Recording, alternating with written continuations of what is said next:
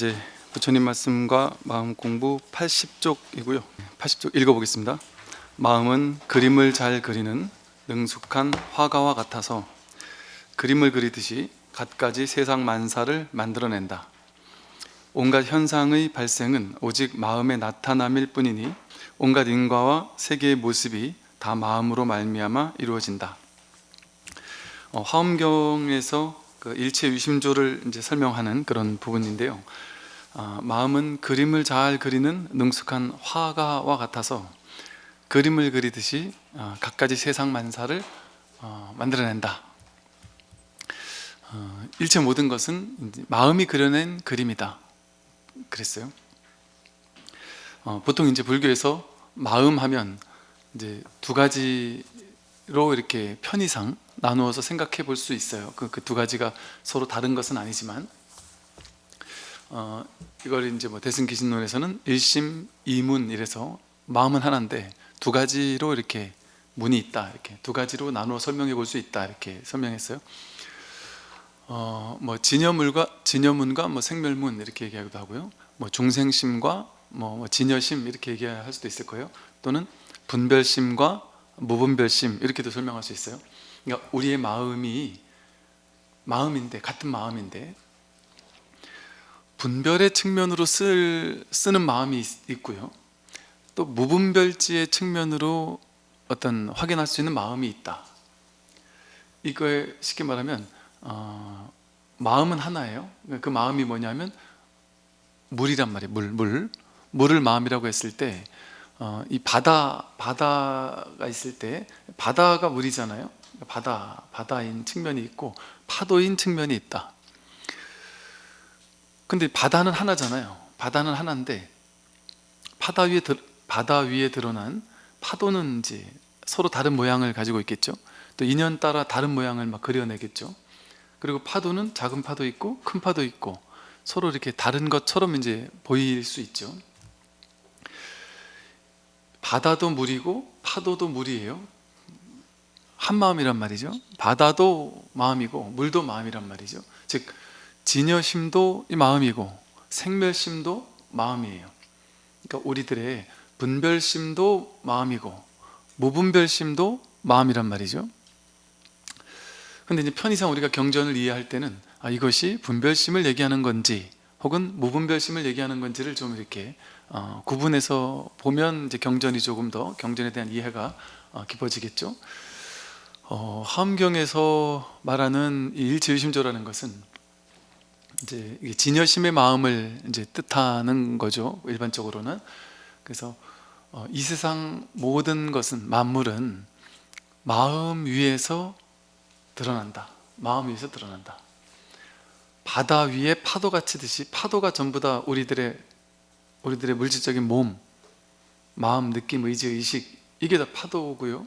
나와 세상, 만물, 삼라만상, 우주, 빌딩, 보이는 모양 있는 일체 모든 것, 모양 있고 모양 없는 일체 정신적인 물질적인 일체 모든 것들, 인연 따라 생겨나고 인연 따라 사라지는 모든 것들, 그걸 이제 불교에서는 만법 이렇게 얘기하기도 하고,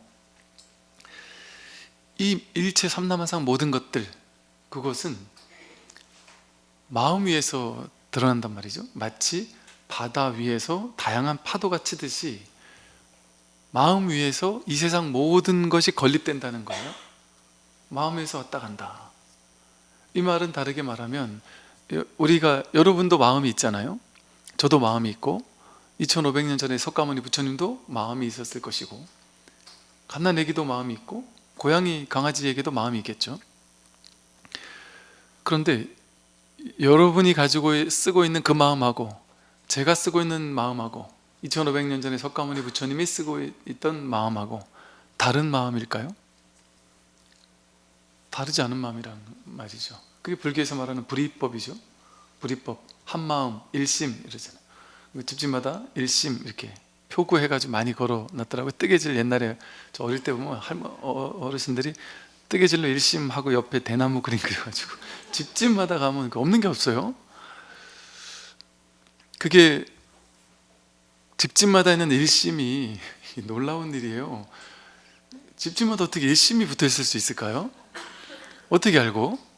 이 마음이 한 마음인 줄 어떻게 알고? 이 오은우주 삼라만상 전체가 한 마음이라니까요. 마음 하나뿐이에요. 여러분 마음도 이 한 마음이고, 제 마음도 한 마음이고, 석공환이 부처님의 마음도 한 마음이고, 중생심과 부처님의 마음이 동일한 한 마음이란 말이에요. 그러니까 번뇌 즉 보리, 이렇게 말을 해요. 번뇌는 중생심이 번뇌잖아요. 번뇌망상이잖아요. 번뇌가 곧 보리, 깨달음이란 말이에요. 부처마음이라는 거예요. 색 즉 시공, 색이고 공이라는 거거든요. 색은 모양의 세계잖아요. 공은 진실을 의미하는 것이고, 둘이 아니라는 말이거든요. 그런데 이 마음, 우리의 이 일심, 이게 이 진짜 자기 마음, 이게 우리의 본질이에요. 그러니까 우리는 TV 자막에도 많이 나오잖아요. 나는 누구인가? 여기는 어디인가? 약간 멘붕 오면 그러잖아요. 자주 멘붕이 와야 돼요. 그 내가 누구지? 내가 있는 여기는 어딜까? 내가 죽고 나면 어디로 가는 거지? 내가 태어나기 전에는 어디 있던 거지? 나의 진짜가 뭘까? 나의 본질이 뭘까? 그러니까 이게 궁금하지 않을 수가 없는 게, 어릴 때 나와 지금의 나는 많이 달라졌거든요. 그러니까 외모만 달라진 게 아니고 이 세포만 달라진 게 아니라 성격도 많이 바뀐 사람도 있죠. 그죠? 성격이 완전히 바뀐 사람이 있어요. 제가 학교 다닐 때 기억이, 이 얘기해도, 이걸 혹시 듣더라도 누군지 모를 테니까, 제 후배 중에, 우리 이제 동아리 후배 중에 성격이 개떡 같은 친구 하나 있었어요. 성격이 너무 더러워서, 야, 너는 진짜 넌 얼굴만 이쁘면 뭐하니? 성격이 개떡 같다. 이렇게 남들이 성격 진짜 더럽다 진짜. 어떻게 저런 성격이 저럴 수가 있냐 하고 다들 좀 이렇게 좀 싫어한달까, 이렇게 그런 겉은 내색은 못하고 다들 좀 별로 이렇게 안 좋아했어요. 너무 고집이 세고 자기 생각만 그냥 고집하고, 그래서 다들 좀 별로 안 좋아했어요. 근데 제가 깜짝 놀랐습니다. 이 친구가 방학을 보내고 와서요, 근데 어떻게 사람이 이렇게 갑자기 변할 수 있지? 되게 놀라웠어요. 좀 충격적이었어요. 이게 사람이 이럴 수도 있구나. 되게 놀라웠어요. 방학을 딱 보내고 왔는데 뭔 일이 있었나 보죠 아마. 완전 성격이 달라졌어요. 너무 착해지고 자기 고집도 안 부리고, 깨달았나? 모르겠는데 완전히 달라진 거예요. 그래서 사람이 이게 고정된 자기 개성, 자기 성격 절대 안 달라진다, 이런 게 없구나. 그 어린 나이에 그래 느낌이 느껴졌던 기억이 나거든요. 근데 우리도 비슷해요. 비슷한 사람도 있겠죠 물론. 근데 특히나 삶이 좀 파란만장했던 사람들, 뭔가 큰 절망을 느껴봤거나 서글픔을 느껴봤거나 큰 고통이 한번 찾아왔다거나, 이런 사람들일수록 자기가 그 전후 완전히 뒤바뀌는 걸 경험하는 사람들이 있을 거예요. 생활 방식이 확 바뀌기도 하고요. 하다못해 우리가 큰 병이 찾아왔다 그러면 맨날 술 담배 쩔어 살던 사람이 갑자기 딱 끊을 수도 있죠. 운동은 절대 안 해 하던 사람이 운동 엄청 할 수도 있죠. 맨날 안 좋은 음식 먹으면서 살던 사람이 안 좋은 음식을 딱 끊고 좋은 음식만 먹고 살 수도 있어요. 한 방에 바뀌기도 하거든요. 왜 그러냐? 왜 이렇게 바뀔까? 과거의 내가 지금의 내가 아니란 말이에요. 비슷한 것 같은 느낌은 있겠죠. 그러니까 20년, 30년 전에도 여러분 한강은 똑같이 한강이었잖아요. 그때도 이름이 한강이고 지금도 한강이에요. 근데 그때도 한강이고 지금도 한강이니까 여러분은 한강을 20년 전부터, 30년 전부터, 50년 전부터 안다. 한강 안다. 그러니까 더 이상 한강을 궁금해하지 않죠. 아는 거니까. 근데 50년 전 한강과 30년 전 한강이 같겠어요? 아니, 지금 내가 한강에 가 손을 씻었으면 조금 있다가 가서 손을 다시 씻으면 조금 전에 내가 씻었던 그 물이겠습니까? 절대 그 물이 아니잖아요. 한강은 다 흘러갔단 말이에요. 내가 알고 있는 그 한강은. 근데 우리는 그냥 똑같이 한강 이렇게 부르지만 그 진짜 한강이냔 말이에요. 그걸로 고정되어 있는 거냔 말이죠. 내가 아는 그게 맞느냔 말이죠. 그러니까 고정된 어떤 이게 내가 고정되어 있지 않잖아요. 계속 변하잖아요. 그러니까 성격도 바뀌고 외모도 바뀌고 마음도 바뀌고 느낌, 감정, 의지, 의식 다 바뀌고. 그러면 도대체 어떤 순간이 날까? 진짜 내가 누굴까? 이게 궁금하단 말이에요. 그러니까 진짜 내가 누굴까? 난 성격인 줄 알았는데 성격이 바뀌었으면 바뀌기 전이 난가? 바뀐 다음이 난가? 이거 궁금하지 않나요? 젊었을 때 막 예쁘고 사람들에게 사랑받던 그 외모가 그게 난가? 아니면 예를 들어 나이가 들었는데 몸도 아프고 이러니까 사람들이 그런 충격받는 분들 계시거든요. 젊을 때 잘 나가던 분들이 퇴직하고 나서 힘없으니까 아무도 안 찾아오더라. 그러면서 막 그냥 세상 사람들 욕을 하는 사람들이 있어요. 내가 힘있고 능력 있을 때는 그렇게 나한테 와서 아부를 그렇게 하던 놈들이 말이지, 내가 딱 힘없어지니까 나를 쳐다도 안 보고 내가 골프장 가면 슬슬 도망간다 이렇게 얘기를 한단 말이죠. 근데 다 그렇지 않거든요. 진짜 자비를 베풀었던 사람은 나중에 오히려 더 찾아가죠. 사람들이 그럴 수도 있죠. 남들 욕은 할 줄 알아도 자기를 돌아보지는 못하죠. 도대체 그 힘 있을 때가 난가? 힘 없어가지고 아무도 나를 신경 쓰지 않고 나를 거들떠보지도 않고 이럴 때가 난가? 그러니까 진짜로 우리 젊었을 때는, 내가 젊고 잘 나갈 때는 그게 나 같거든요. 그게 나 같아서 나라는 정체성이 거기에 딱 이렇게 묶여 있어요. 그래서 사람들이 나를 약간 괄시하는 것만 봐도 욱 하는 마음이 올라올 수 있어요. 야, 저 사람이 내가 누군지 알고 저렇게 괄시하지? 그러니까 보통 이제 처음 보는 사람을 만나면 우린 대부분 이제 명함을 주든지 아니면 내가 누군지를 일단 어필을 해야 되잖아요. 어필을 해야 돼. 내가 뭐 하는 사람이고 누구 어떤 사람이다. 왜? 어필을 해야 이제 나를 무시 안 하니까, 나를 존중할 거니까, 이런 느낌적인 느낌을 가지고 있단 말이죠. 그러니까 이제 내가 누군지 내 명함에 적힌 거를 막 읽는단 말이죠. 그런데 그걸 나라고 생각하는 사람들은 나중에 그 명함에 적히는 문구들이 사라졌을 때, 그거 잠깐 적히는 거잖아요. 젊고 생생했을 때 뭐 어느 대학 나왔다, 뭐 어느 회사를 다니고 어느 직함에 있었다, 그거 뭐 한창 잘 나갈 때 그때 잠깐 명칭이지. 그것이 그 잠깐 명칭이잖아요. 그 영원한 게 아니죠. 근데 그건 반드시 사라지거든요. 근데 사라질 때 그걸 나와 동일시하던 사람은 너무 오랫동안 거기서 헤어나오질 못해요. 제가 군에 있을 때 어떤 장군분이 진짜 소박하고 소탈하고 그냥 너무 그냥 전혀 장군이라는 상이 없는 그런 분이 계셨는데, 당신 꿈도 되게 소박해서, 꿈이 당신은 그냥 어디 시골에 가서 작은 아파트 이제 관리인 같은 거 하면서 이렇게 왔다 갔다 청소도 하고, 그러면서 아파트 사람들이 이렇게 보면은 와, 아파트가 관리소장님 모시고 너무 깨끗해졌어요 이러면서 아파트 사람들하고 막 이런저런 농담 주고받으면서 그러고 노후를 보내고 싶다 뭐 그러더라고요. 그런데 이제 또 어떤 분들은 그런 분도 있죠. 이게 전역한 지 한 30년이 지났는데도 여전히 어디 가서 나를 이제 장군님 하고 불러야 되는 거예요.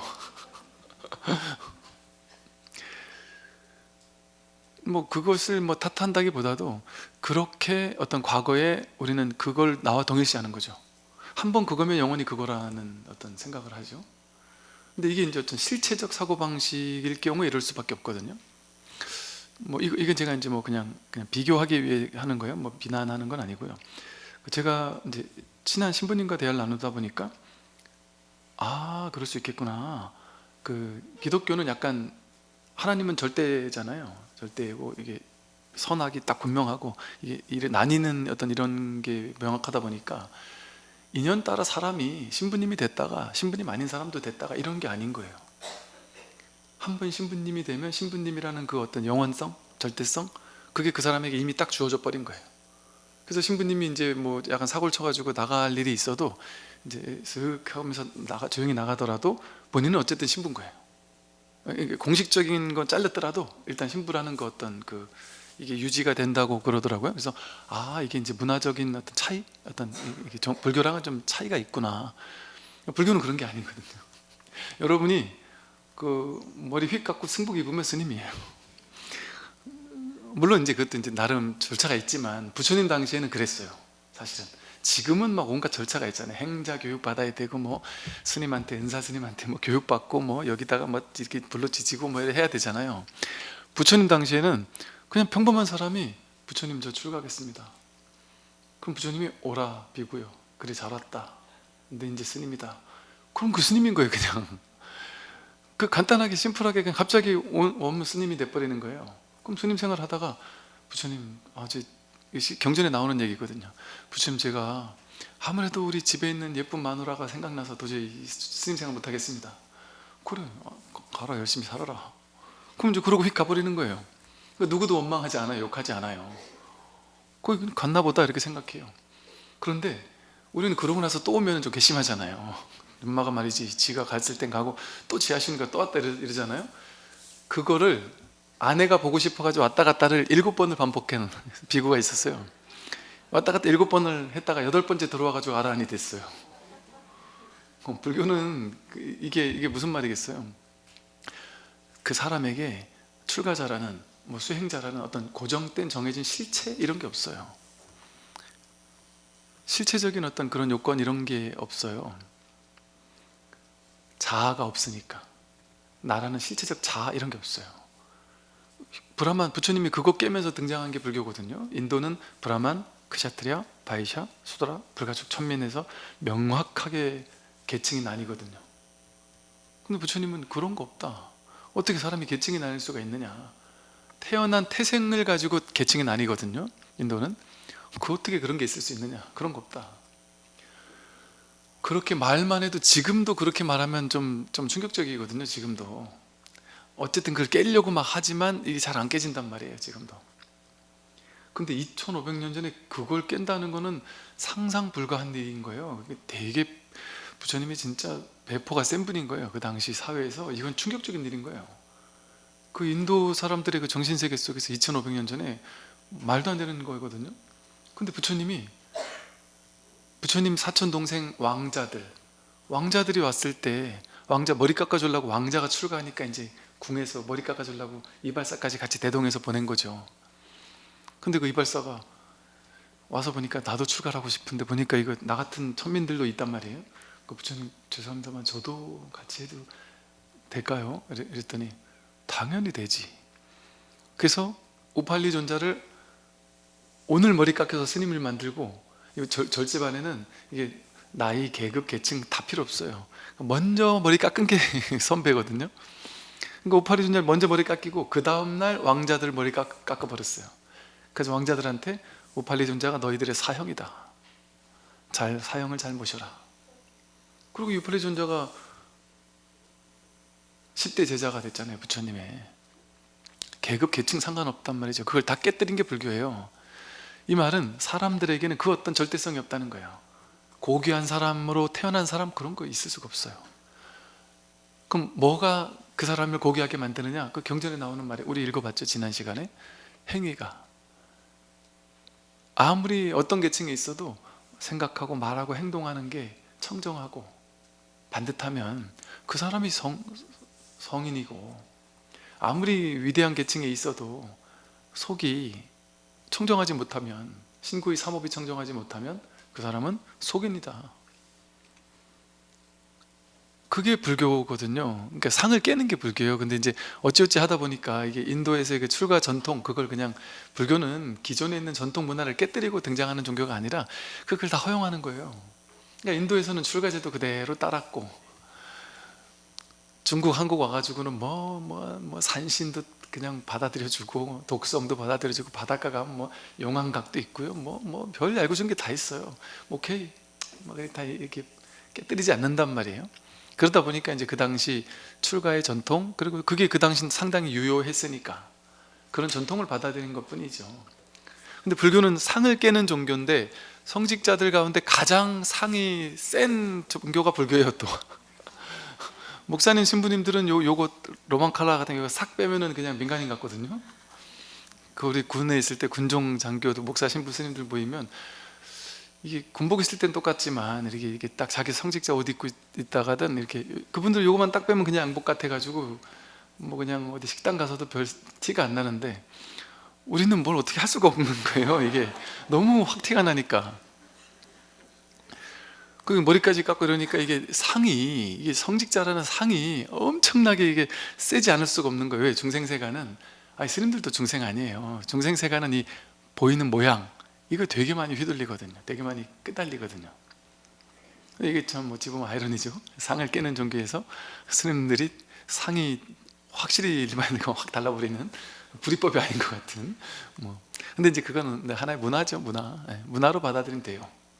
거기에 그런 실체가 있다고 생각하면 절대 안 돼요. 왜 제가 이런 얘기를 자꾸 많이 하느냐면요, 제가 출가 전에 그랬거든요. 출가 전에 나 같은 사람이 뭐 이런 생각을 많이 했어요. 그런데 제가 깜짝 놀랐다니까요. 제가 그 대학 다닐 때 공동묘지 주변에 살았거든요. 이제 집 싼 데를 가다 보니까 그 막 무섭기도 하고 뭐 이랬었단 말이에요. 그런데 제가 출가를 하고 나서 뭐 이런저런 뭐 기도하다가 또는 뭐 꿈에서도 그렇고 뭐 이런저런 뭐 경계 같은 것들을 많이 막 체험하고 있는데, 그럴 때마다 그 전에는 되게 두려웠거든요. 그렇게 뭐 수행하다가도 뭐 이상한 게 나타나고 막 이러면 되게 두렵고 무섭고 해서 막 이렇게 다시 막 빠져나오기도 하고 막 이런 경험들이 있었는데, 저는 이제 사실 이렇게 출가를 처음 해서 그 얘기 몇 번 했잖아요. 저희 인사스님께서, 왜? 인사스님은, 큰 스님들은 그냥 본인이 도가 있으니까 형식에 구애받지 않는 거예요. 우리들 입장에서는 형식이 중요하잖아요. 근데 큰 스님들은 형식이 중요하지 않아요. 그러니까 딴 사람들 보기에는 정말 어이가 없는 일인데, 저 인사 스님은 제가 이렇게 왔는데 이제 뭐 제가 너 내 상자 해라. 그래서 좋습니다. 그랬더니 바로 머리를 이렇게 깎더니 바로 이제 행자복을 안 주고 승복을 주더라고요. 근데 그 다음날 이제 사시불공을 하라고 그래요. 사시불공을 어떻게 해요? 그랬더니 저 스님한테 가서 배우라고.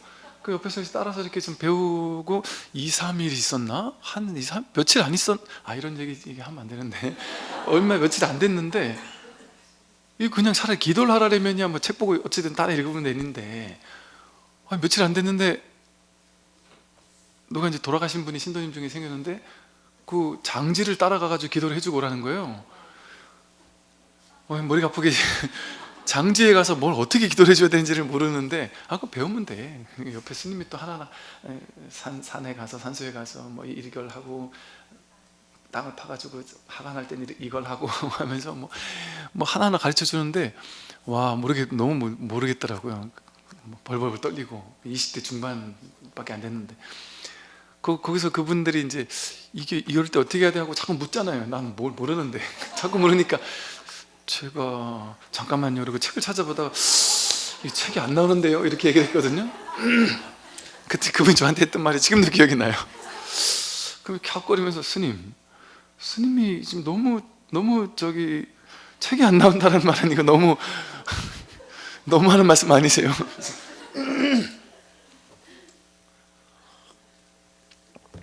근데 이제 우리 절에서만 그랬던 거죠. 이제 대외적으로는 이제 행자인데, 절에서는 그냥 스님처럼 해서 절에서 스님 뭐 이렇게 다 스님처럼 생활했어요.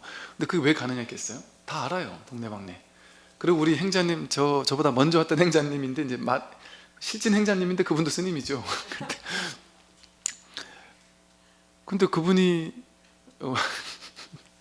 뭐 더한 것도 했으니까 그래서 우리는 하여간 되게 그랬어요. 근데 그걸 가지고 그 누구도 뭐라고 안 그런 게, 그 부처님도 그렇게 사신 거 아니에요? 부처님 오라 비구에 하면 끝이었잖아요. 그러니까 옛날 큰 스님들은 그러고 살았단 말이에요. 그러니까 큰 스님들에게는 형식, 절차, 의례, 의식 이런 게 필요가 없어요, 사실은. 근데 이제 모두가 그러면 안 되겠죠. 우리들에게는, 일반인들에게는 그냥 똑같이 절에서 해야 되는 어떤 절차가 있고 문화가 있고 그런 거 다 해야 되겠죠. 근데 이제 어린 스님들은 그런 거에 완전 자유로운 분들이겠죠. 자유롭다 보니까 거기 크게 그런 거 하나하나에 이렇게 형식, 절차 이런 거에 연연하지 않는 거죠. 그리고 그것이 불교에서 욕먹을 짓이 아닌 이유가 바로 거기 있어요. 불교는 어떤 고정된 어떤 상이 없거든요. 고정되고 불교는 이래야 돼, 스님은 이래야 돼, 이런 게 없어요. 얼마 전인가 어떤 젊은 스님이 나는 맨날 게임해. 집에 절에 앉아가지고 시간 날 때 게임해. 이걸 당당하게 그 얘기 한다는 게 절집안에서, 이 보수적인 절집안에서 얼마나 욕먹을 일이에요. 어찌 보면 일반 스님들이 노스님들 생각해도 제가 미쳤나 싶을 거 아니겠어요? 근데 그런 얘기를 하더라도 그거를 무조건 옳다 그르다라는 관점에서 보지 않는단 말이에요, 사실은. 사실은 제가 부러웠던 것은, 제가 이제 내가 전역할 때가 됐다 싶었던 게 20대 스님들이 군에 왔는데 장병들하고 대화가 통하는 거예요. 어렸을 때 같이 게임하고 자란 세대 아니에요? 그러니까 애들이 막 게임 얘기하면 같이 막 재밌게 게임 얘기로 막 웃음꽃을 피우고, 법문하다가 게임 얘기를 가지고 법문을 할 때 애들이 막 눈빛이 초롱초롱 하더란 말이에요. 근데 전 도대체 저게 무슨 외계어인지 모르겠는 거예요. 그게 눈높이를, 그게 이제 대기설법이고, 또 그게 동사섭 아니겠어요? 그 눈높이에서 그 사람들을 구제하려면 그들이 하는 같은 일을 하면서 그들을 구제하라고 부처님도 동사섭이라고 하셨단 말이죠. 그러니까 그게 우리는 정할 수 없단 말이야. 이건 옳은 거고 저건 틀린 거야. 스님은 이런 건 하면 안 되고 저런 건 하면 돼. 또 올바른 사람은 이런 걸 하는 사람은 올바르고 저런 거 하는 사람은 올바르지 않아. 나는 이런 사람이고 나는 저런 사람이 되면 안 돼. 이런 거 있잖아요. 정해진 거. 정해진 고정된 실체가 있느냐? 없습니다. 부처님도 계율을 어떻게 만들었어요? 고정된 법칙이 있으면 처음부터 딱 세팅해서 만들어 놓겠죠, 법을. 근데 부처님 그렇게 안 만들었어요. 중구난방이라니까요. 그때 만들었잖아요, 계율을. 누가 사고 치면 그때 계율을 만든 거예요, 사고 치면. 그러니까 이 250개 계율까지 만들 필요가 없었어요. 사고 치지 않고 모범적인 스님들만 있다면 불교 계율이 그렇게 많을 필요가 없죠. 250가지 계율이 있을 필요가 없어요. 그런데 250가지 계율이 만들어진 이유가 육군 비구라고 있어요. 6명의 무리로 몰려다니는 아주 사고 뭉탱이, 아주 사고만 치는 비구들이 6명 있었어요. 걔네들이 다니면서 사고만 치고 오니까 그때마다 부처님이 모아가지고 혼을 내면서 이건 하지 마라 저건 하지 마라 하면서 계율이 종류가 늘어난 거거든요. 이처럼 계율이라는 것은 그때 만들어진 거예요. 인연 따라 그때. 그러니까 불교에는 부처님이 8만 대장경을 그렇게 설해놨지만 설한 바가 없다 그런단 말이에요. 이게 고정된 절대적인 진실이 아닙니다. 전혀 아니에요. 다 버려도 되는 무방한 거란 말이에요. 자기가 법이 있으면 뭐랄까요? 법이 없을 때는 내가 8만 대장경을 공부해가지고 그걸 이렇게 설명을 해야 돼요. 근데 내가 법이 있어버리면 8만 대장경이 다 버려도 괜찮아요. 입만 열었다 하면 법이 드러나니까. 부처님이 입만 열었다 하면 그게 다 법인 거 아니에요. 어떤 책 제목에 보니까 나는 붓을 던지기만 해도 그림이 된다 이러던데, 부처님은 입만 열었다면 법문이 되잖아요. 사람들이 어떤 얘기를 하더라도 거기 맞춰서, 그러니까 저 법륜스님만 해도 어때요? 그냥 아무나 뭔 질문이라도 해라, 그냥 얘기한단 말이에요. 그러니까 그게 불교지. 어떤 고정된 불교는 이런 거야 라고 정해진 어떤 언어 개념으로 불교를 정할 수 없어요. 경전 속의 불교의 진실을 가둘 수 없어요. 법이 있으면 이렇게 얘기해도 좋고 저렇게 해도 좋고, 또 방편으로는 이렇게 얘기해도 좋고 저렇게 해도 좋고, 그러나 방편이 아닌 자리에서 본다면 아무리 근사치로 가깝게 법을 설했어도 다 틀린 거예요. 깨려고 생각하면 싹 다 틀린 거예요. 왜? 말은 올바를 수 없는 거예요. 말의 낙처가 중요한 것이지. 그러니까 불교에서 적어도 이 불교 공부하는 데서는 옳으냐 그르냐, 맞냐 틀리냐, 어떤 언어, 어떤 개념 교리화시켜서 딱 고정시켜가지고 이것만이 진리야 해서 믿고 이런 게 있어서는 안 되는 거죠. 이처럼 불교라는 개념 자체가 어떤 것도 고정된 실체 이런 걸 부여하지 않아요. 그러니까 실체적 자아 이런 관념이 없는 거예요. 내가 없어요. 정해진 게 없어요. 근데 그게 진짜거든요. 자기 삶을 생각해 보면 정말이잖아요.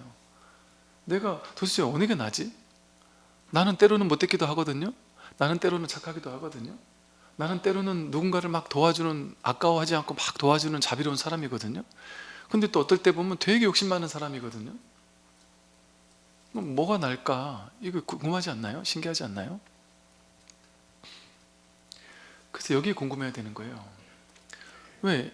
이 진짜 자기는 그러니까 불교가 그냥 아예 결론을 먼저 딱 설명해 주는 이유가 법이 어떤 것이다 이렇게 얘기를 해준, 반야신경에 불생불멸, 불구부정, 부중불감 결론을 먼저 얘기해 준단 말이에요. 여러분의 진짜 본 마음은, 진짜 진실은, 진짜 내가 누구냐, 진짜 나는 불생불멸이다. 생겨나지도 않고 사라지지도 않는다. 그러면 이건 아니잖아요. 불생불멸이 안 맞잖아요. 이거는 얘는 생멸하잖아요. 얘는 생겨났다 사라지잖아요. 불생불멸이 아니란 말이에요. 그럼 이거는 불생불멸 아니네. 그럼 불교는 전부 다 법을 얘기하는 거잖아요. 법이 뭐예요? 진실이잖아요. 진실. 내가 누구냐, 세상이 무엇이냐, 이게 진실이잖아요. 진짜 내가 누구냐, 불생불멸이라는 거잖아요. 그러면 이건 불생불멸이 아니네요. 그죠? 그럼 이건 내가 아니잖아요. 느낌, 불생불멸이 생겨났다 사라지잖아요. 느낌 왔다 가잖아요.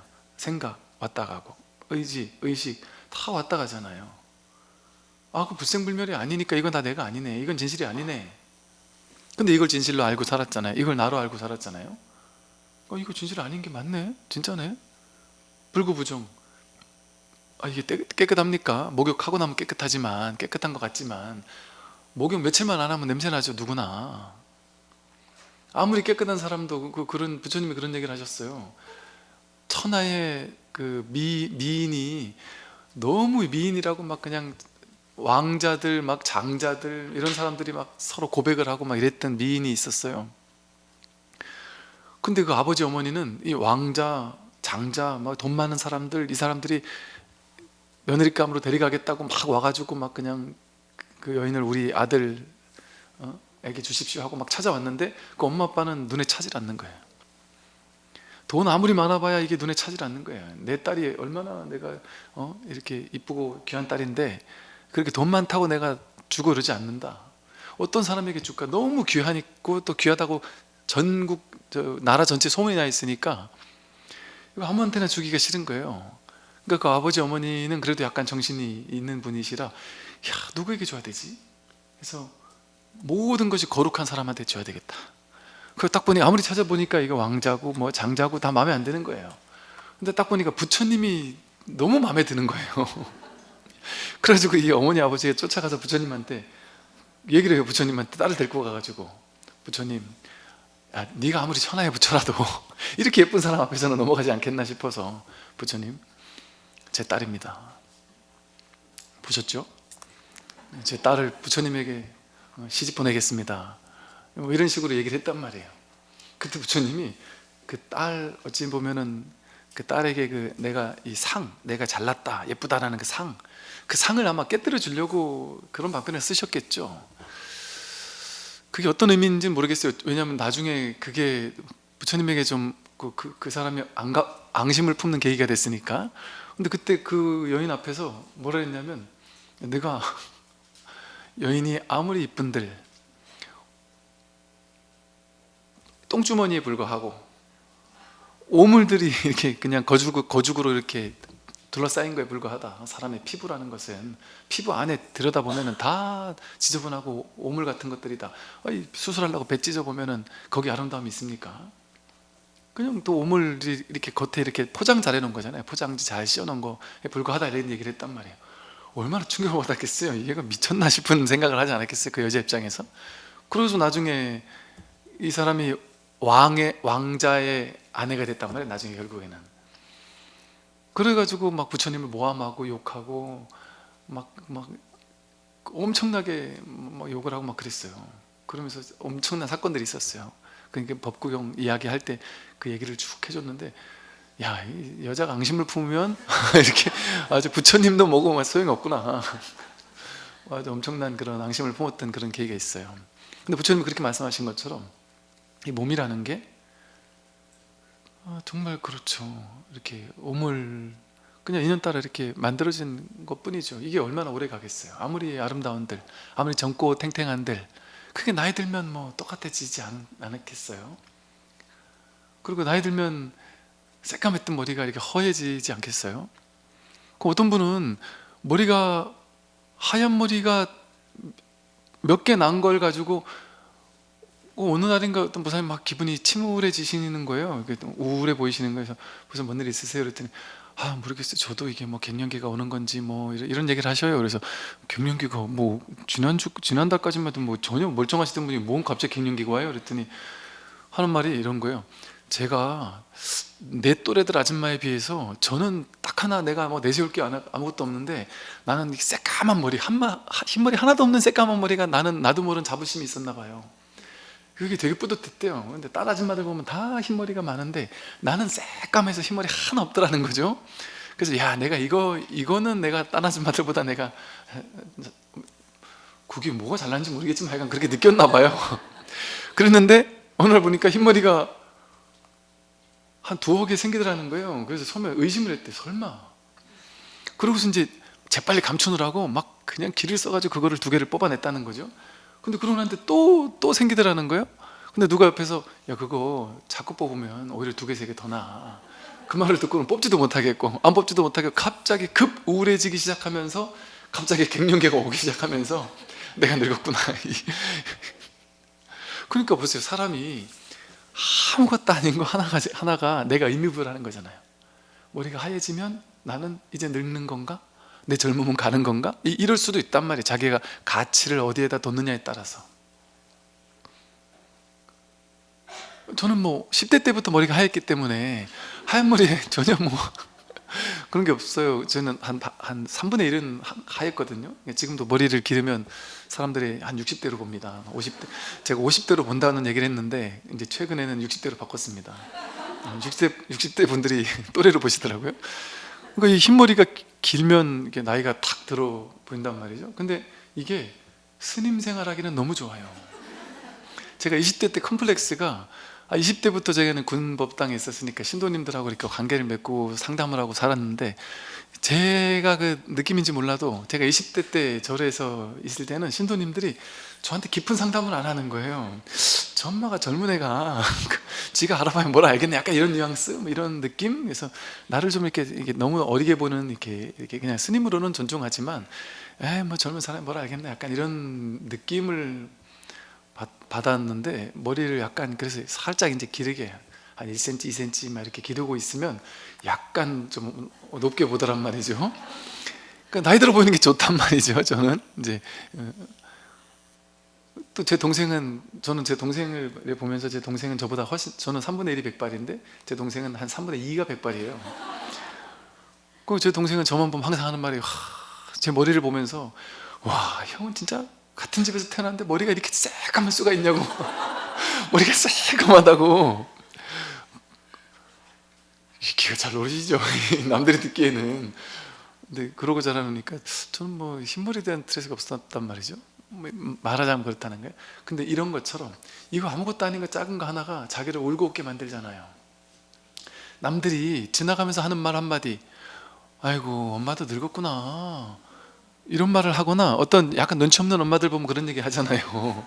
눈치 없는 아줌마들 보면 절에 와서 옛날에 만났다가 다시 이렇게 절에서 만나는 거예요. 어디 절에 큰 행사 있을 때 엄마 반가워 이러면서 막 당신들끼리 만나가지고 막 반갑다 그랬는데, 그 옆에 있는 제가 민망하게 보자마자 눈치 없이 아이고 참 너도 어쩔 수 없구나 이러면서, 야 어쩌 이렇게 훅 가버렸냐 이러면서 그런 얘기를 그렇게 하는데, 와, 저 보살님이 저러니까 친구가 없구나.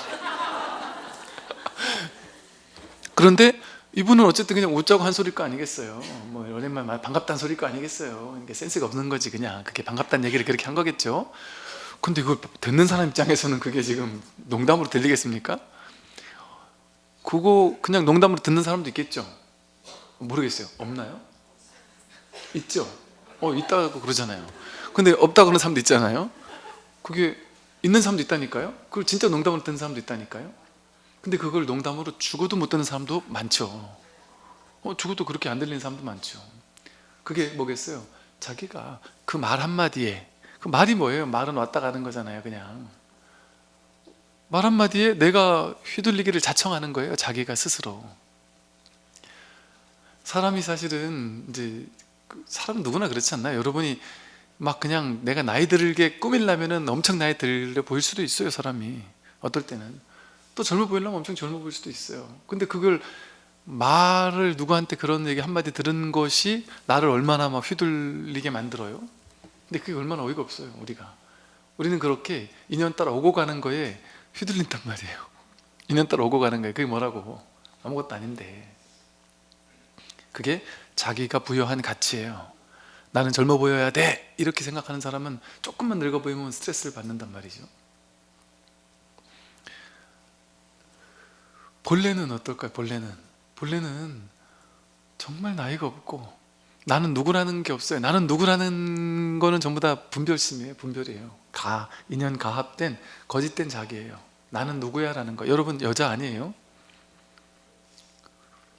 남자다 여자다 그런 게 그 생각할 때만 일어나잖아요. 진짜로 생각할 때만 나는 여자야 이러잖아요. 또 생각할 때만 나는 뭐 나이 들었어 이러잖아요. 생각 없으면 나이가 있습니까? 나이 생각 안 하고 살잖아요. 평소에 그냥 나이 생각 안 하고 살아요. 그러다 문득문득 누가 나이 얘기할 때만 그냥 내가 나이 그리 됐나? 이러는 거지. 나이가 없어요. 사실은 한 생각 일어날 때 나이가 등장해요. 그럼 그게 어떻게 진짜예요? 그리고 기억상실이 와서 나이를 잊어버렸다, 아니면 옛날 어르신들 보면 나이를 몰라요 잘.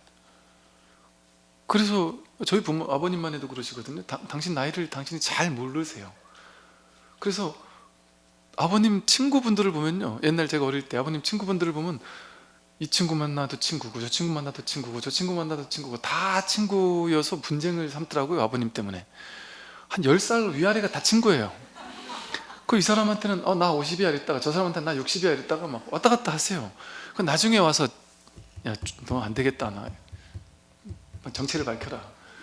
그러면 내가 그 주민등록상은 몇 살로 돼 있는데 부모님이 어릴 때 돌아가셨는데 그 부모님의 말을 전해 들었던 어떤 친척이 나한테 해준 얘기를 들어보면 그때 부모님이 당장 태어나자마자 주민등록을 올리질 못해서 몇 년 있다가 올렸다더라. 근데 그게 누구 말 들어보니까 한 3, 4년 있다 올렸다는 얘기도 있고, 또 어떤 친척 얘기로는 한 7, 8년 있다 올렸다는 얘기도 있고, 막 이러니까 당신도 모르는 거예요 그냥. 그럼 당신이 정확히 몇 살인지 모르세요. 엄밀히 말하면 모른다 그러시더라고요.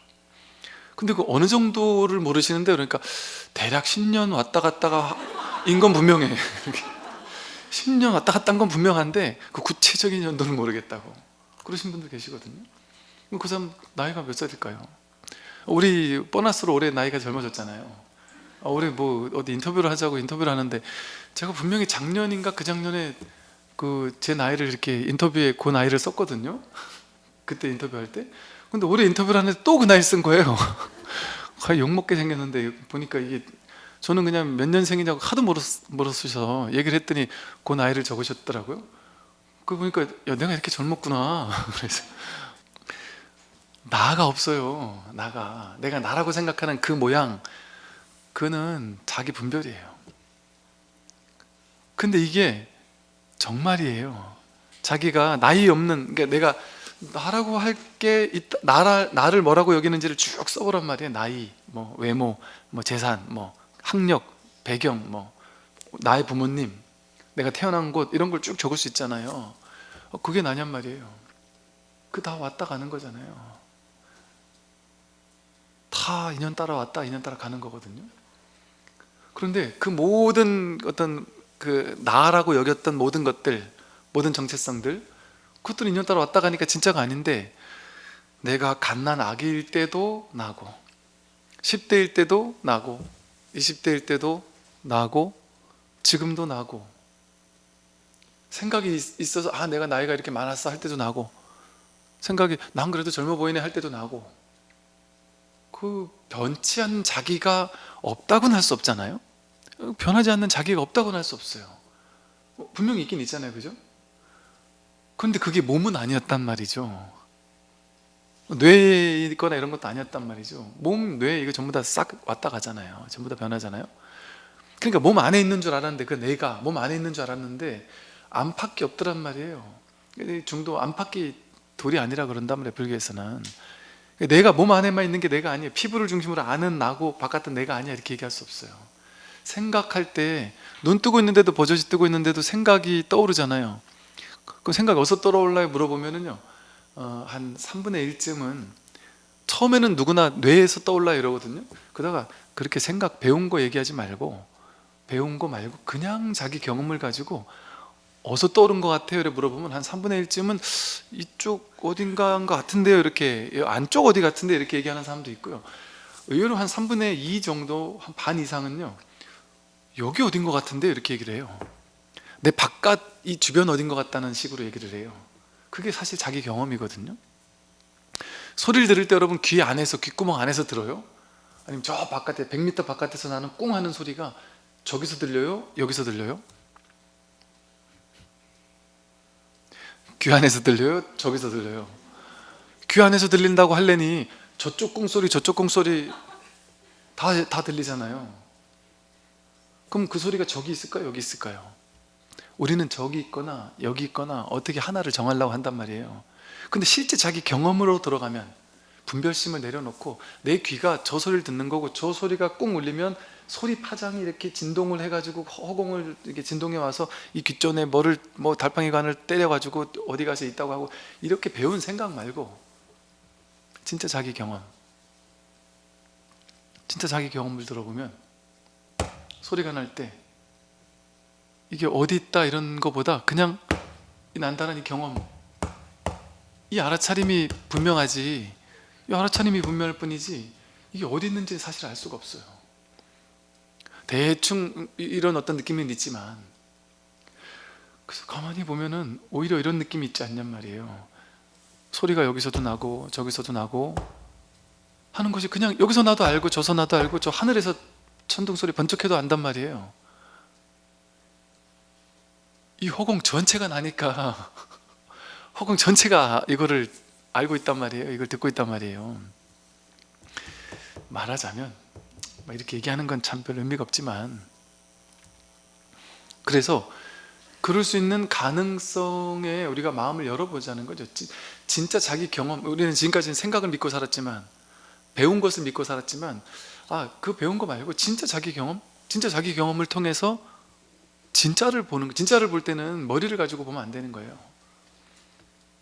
실제 자기 경험을 보는 거예요. 그러면 진짜 나는 나라고, 이 몸을 나라고 했다, 이거는 생각이잖아요. 근데 진짜 자기 경험은 뭐예요?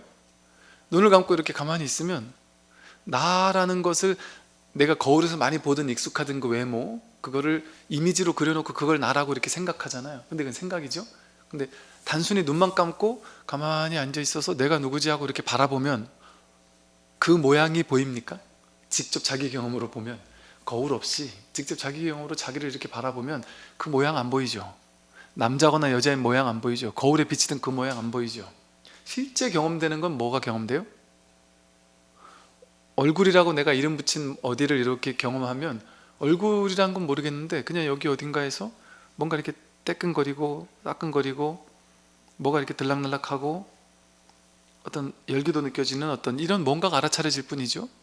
몸의 열기 같은 게 이렇게 알아차려질 뿐이고, 엉덩이 이렇게 무게감 같은 게 알아차려질 뿐이고, 그러다가 어때서 소리가 나면 그 소리가 알아차려질 뿐이고, 그러면 내 몸에서 꼬르륵 하면 꼬르륵 소리가 알아차려지기도 하고, 그러면 보세요.